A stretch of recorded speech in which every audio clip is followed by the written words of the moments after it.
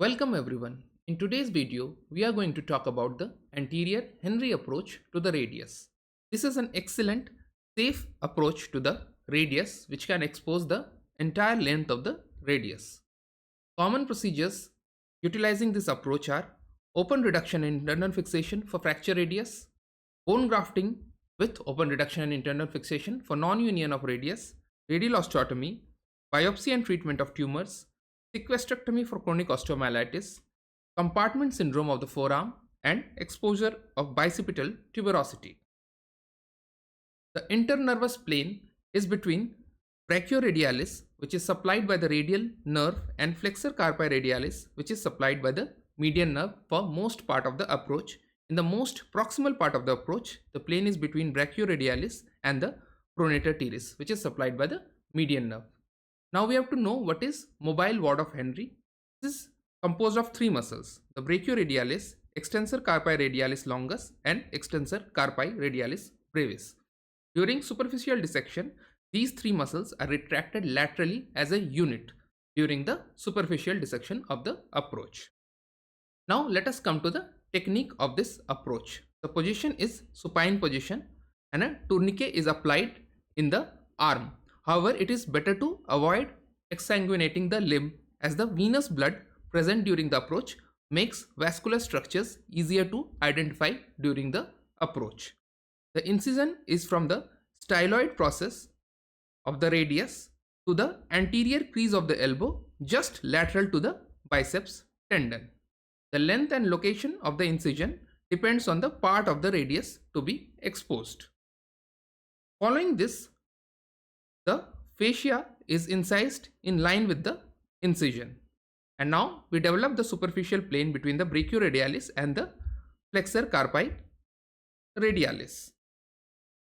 In the most proximal part of the incision, the plane is between brachioradialis and the pronator teres. Following this, the mobile ward of Henry is retracted laterally and the flexor carpi radialis is retracted medially.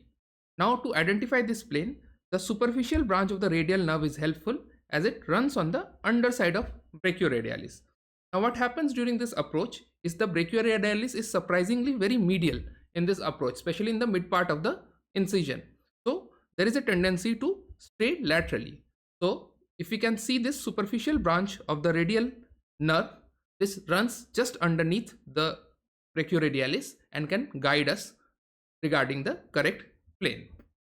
We have to remember that the brachioradialis receives arterial branches from the radial artery near the elbow.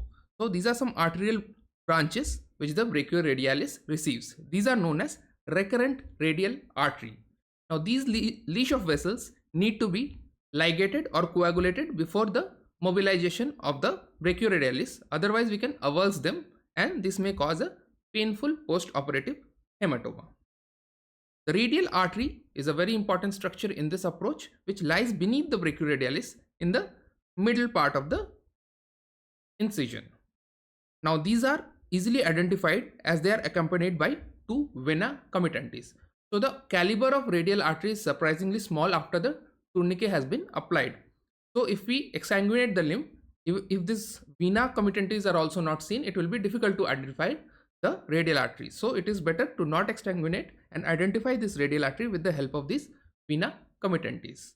Now usually this radial artery is mobilized medially and the superficial radial nerve which lies under the brachioradialis is retracted laterally.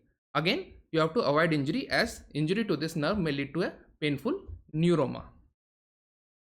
Now following the superficial dissection, the deep dissection is different in the proximal part, middle part and the distal part. In the proximal part, we have to raise the supinator muscle to expose the proximal radius, and the structure at risk is the posterior interosseous nerve which enters through the arcade of Ross and lies in the substance of the supinator muscle.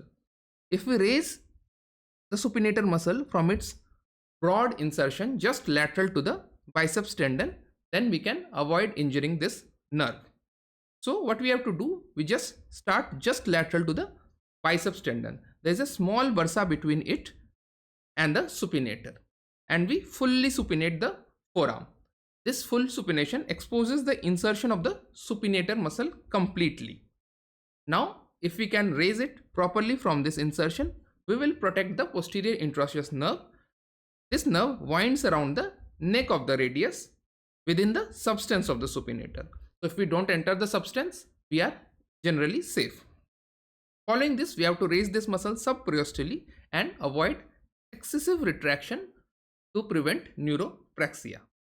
The next thing we have to take care is not to place any retractor in the posterior surface of the radial neck, because in the posterior surface of the radial neck, the nerve comes in contact with the bone in around 20% of the cases.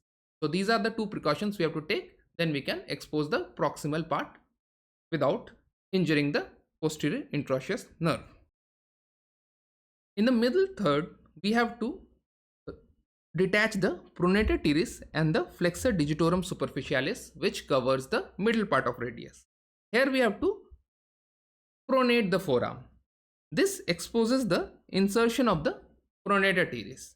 And now we detach this muscle from its insertion and proceed distally to detach the origin of flexor digitorum superficialis to expose the middle third of the forearm.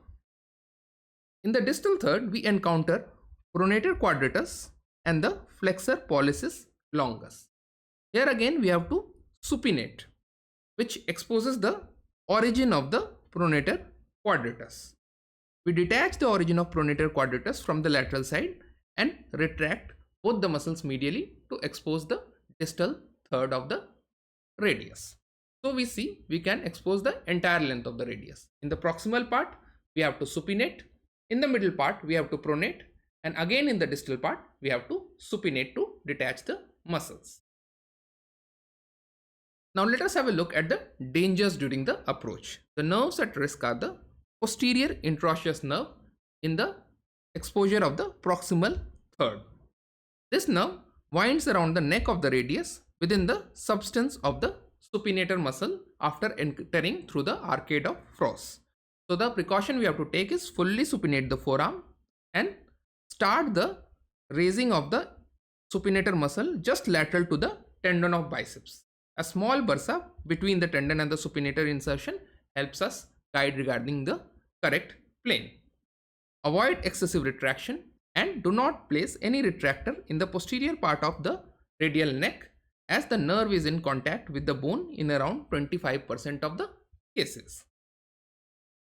The next nerve is the superficial radial nerve, which lies under the brachioradialis during the superficial dissection and is at risk of neuropraxia when the mobile ward is retracted excessively. So we have to be gentle in the retraction of the mobile ward of Henry and avoid injuring this nerve, as injury to this nerve may lead to a painful neuroma. The vessels at risk are the radial artery, which may be injured during the mobilization of the brachioradialis, as it runs under the brachioradialis in the middle of the forearm. Again, we have discussed it is best identified by the two vena committentins running along with it. So it is better not to exsanguinate the limb before performing this approach. And in the proximal part of the wound, the artery passes medial to the biceps tendon. So in the proximal dissection, we have to stay lateral to the biceps tendon, and this protects the radial artery. The other radial arteries are the recurrent radial arteries. These are leash of vessels arising from the radial artery near the elbow joint and supplying the brachioradialis. These are two groups, anterior and posterior, which pass in front and behind the superficial radial nerve. This must be identified and ligated before mobilizing the nerve and the artery to prevent avulsing these vessels and causing a hematoma in the postoperative period. So friends, in this video, we discussed the anterior Henry approach to the radius, which is a very important approach for postgraduate students. This is an approach you will be very frequently performing in your orthopedics practice. So, if you like these videos, please hit the like button and subscribe to the channel for further videos, and comment in the comment section regarding the topics you will like to be covered in the future videos. Thank you.